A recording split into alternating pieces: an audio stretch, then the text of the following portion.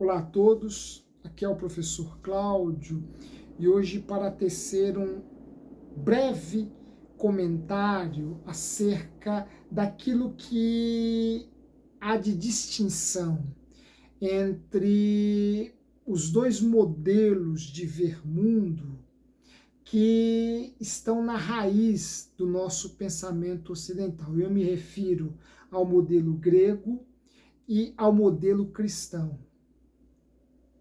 Os gregos e o cristianismo estão na raiz, estão na origem, no fundamento de nossa visão de mundo ocidental.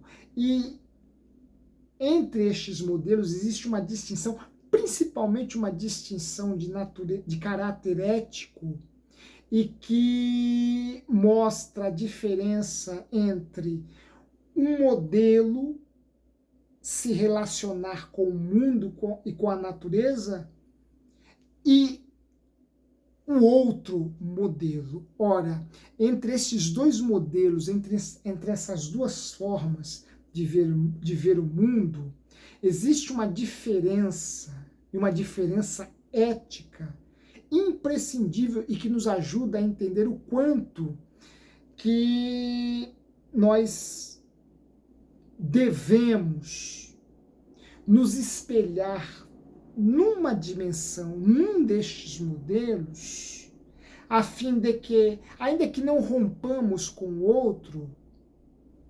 possamos refleti-lo melhor, possamos questioná-lo melhor, possamos problematizá-lo, a fim de que ampliemos nossa concepção de mundo acerca dele. Eu vou falar sobre essa diferença, a diferença ética, a diferença que envolve a relação homem e natureza a partir desses dois modelos distintos, o modelo grego e o modelo cristão. Mas antes, eu gostaria de convidá-lo para se inscrever em nosso canal, para nos ajudar divulgando este espaço. Esse é um espaço por meio do qual nós divulgamos conhecimento, por meio do qual nós trazemos alguns temas a fim de que possamos ampliar nossa visão de mundo, colocarmos discussões bastante atuais e pertinentes e que nos ajudem a entender um pouco melhor as coisas. Quero te convidar para se inscrever em nosso canal e ajudar-nos a divulgá-lo ao número cada vez maior de pessoas. Bem, já dizia o grande historiador de filosofia antiga, Rodolfo Mondolfo, que toda a moral ocidental, toda a ética ocidental está construída sobre duas personagens, Sócrates e o Cristo. Sobre essas duas figuras se constrói a nossa forma de ver o mundo, a nossa forma de julgar as coisas, a nossa forma de agir, de nos comportarmos, a nossa forma de entender as coisas. Sócrates e o Cristo, segundo as palavras de Rodolfo Mondolfo, estão na base do nosso pensamento, da nossa moral, da nossa ética ocidental. Entretanto, se nossa visão de mundo foi determinada, e ao se referir a Sócrates e a Cristo, Mondolfo está pensando em dois modelos de mundo distintos, mas que contribuem para a formação de um só homem, o homem ocidental.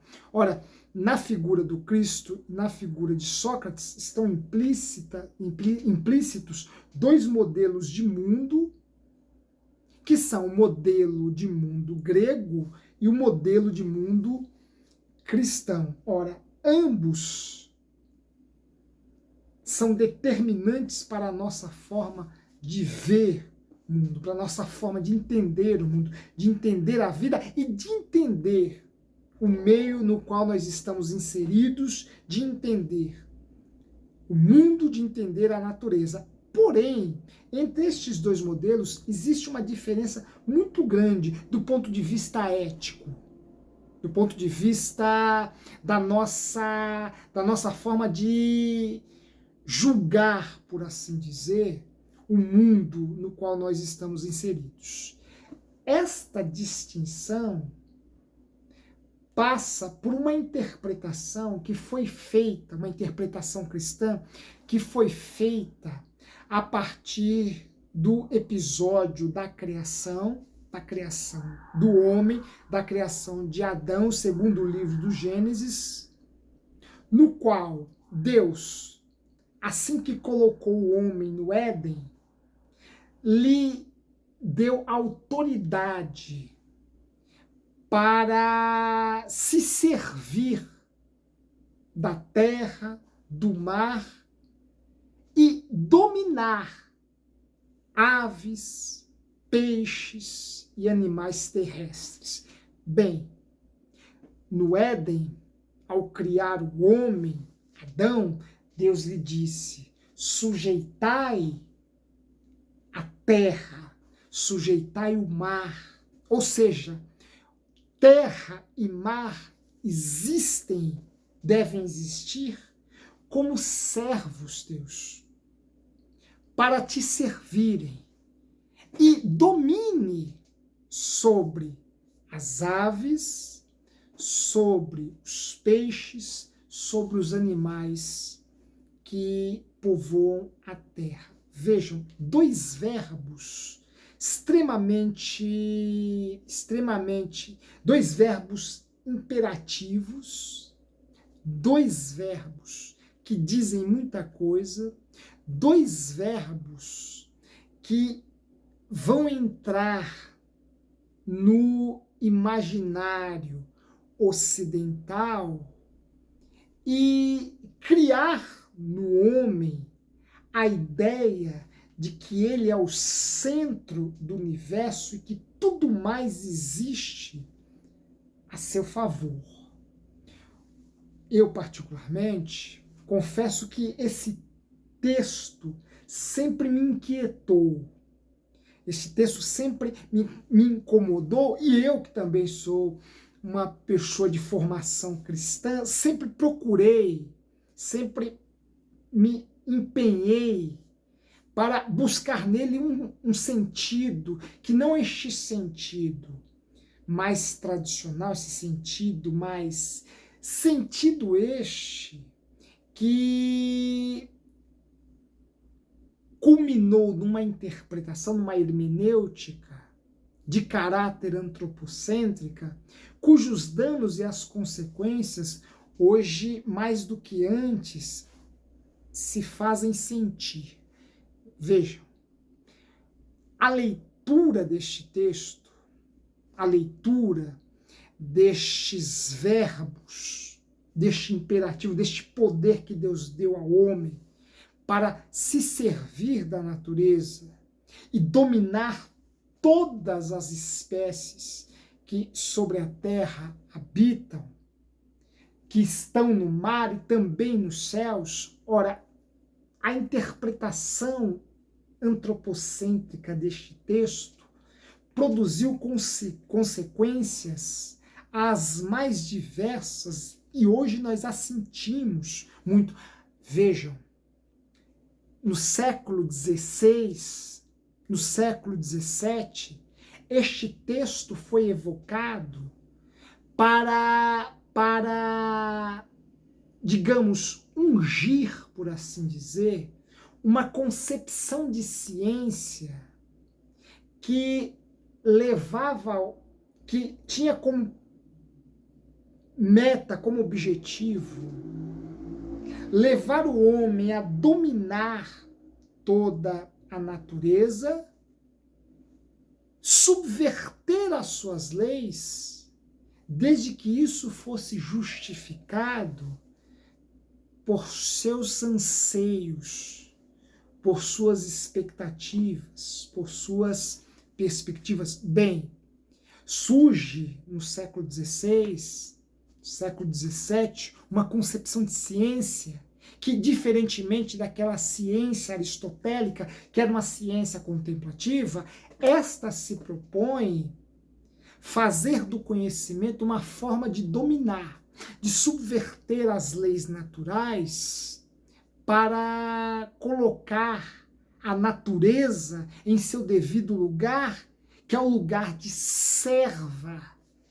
que é o lugar de dominação, que é o lugar de subjugação, por assim dizer, do homem. Ora, a natureza, a partir desse modelo de ciência, uma ciência ativa, e o grande engenheiro intelectual, o primeiro grande engenheiro intelectual dessa concepção de ciência será o filósofo Francis Bacon, sobre o qual em breve eu irei tecer alguns comentários. Ora, essa concepção de ciência ativa, que rompe com a ciência contemplativa de Aristóteles, coloca o homem no centro do universo e a natureza como sua serva, como sua escrava. A natureza como aquela que existe e cuja finalidade é determinada pelo homem. Ora, o homem se coloca como a razão de ser da natureza. Bem, não preciso ir muito além disso para que você já tenha uma ideia do quanto que esse conceito de dominação da natureza, a fim de acomodá-la às expectativas do homem, aos caprichos do homem, aos anseios do homem, tem sido uma concepção de mundo extremamente danosa à natureza e ao próprio homem, porque ele sofre com os danos causados à natureza. Vejam, esta concepção que vai ganhar contornos de ciência com Francis Bacon, depois com os iluministas, e concepção essa que vai entrar pelo século XIX, pelo século XX, enfim.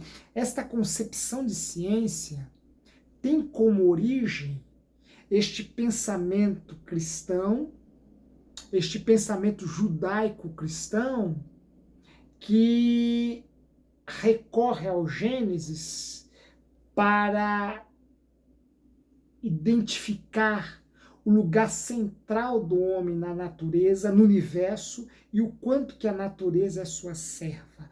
Portanto, esta interpretação, este antropocentrismo cristão, coloca o homem como centro de todas as coisas, e a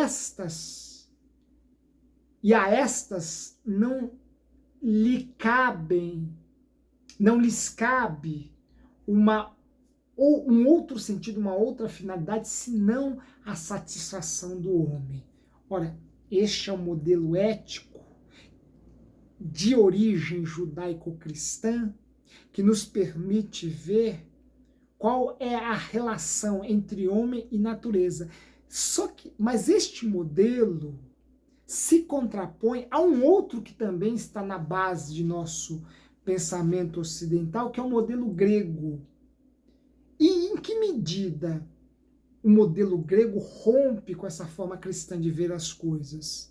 À medida em que, diferentemente do modelo cristão, do antropocentrismo cristão, que coloca o homem como centro da natureza e esta como a sua serva, como aquela que existe para ser dominada por ele, no pensamento grego, o homem não é o centro do universo, o homem não é o centro da natureza, o homem faz parte da natureza, o homem faz parte do mundo, o homem faz parte do cosmos, deste grande sistema universal. Ele não é algo distinto. Tem as suas diferenças, mas essas diferenças não são absolutizadas a ponto de que tudo mais deve orbitar ou existir ou ter a sua finalidade justificada pelo próprio homem.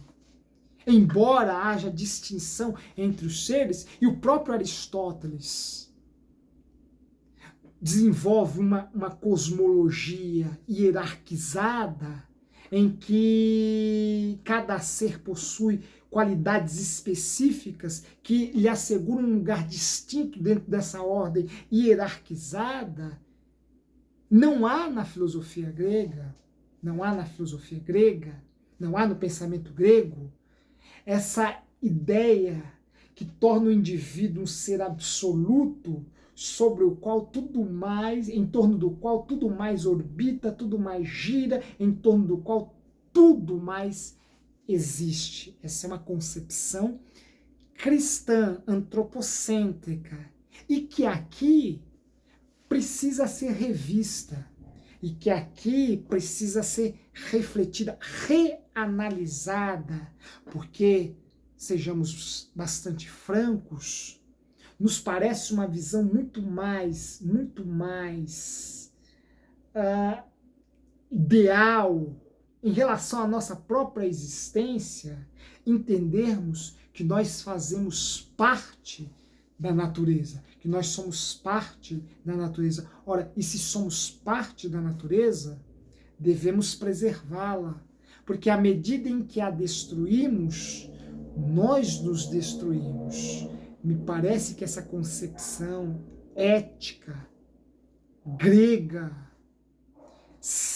é muito mais adequada ao contexto de crises ambientais nunca antes vistas de nosso tempo, do que uma concepção cristã que se reporta à natureza como aquela que existe para servir o homem, para atender às suas demandas, aos seus desmandos, aos seus caprichos. Me parece que neste ponto o cristianismo tem que se rever a partir deste contraponto muito mais pertinente em relação ao papel que de fato ocupamos no universo e que coloca o indivíduo numa relação com a natureza na qual ele é apenas uma parte e não o ser absoluto sobre o qual ela, a natureza, existe. Neste ponto, e eu abri essa minha reflexão falando que essa leitura do Gênesis me incomoda, e me incomoda como cristão. Neste ponto, o cristianismo precisa se rever, o cristianismo precisa se atualizar. Um grande abraço e até a próxima.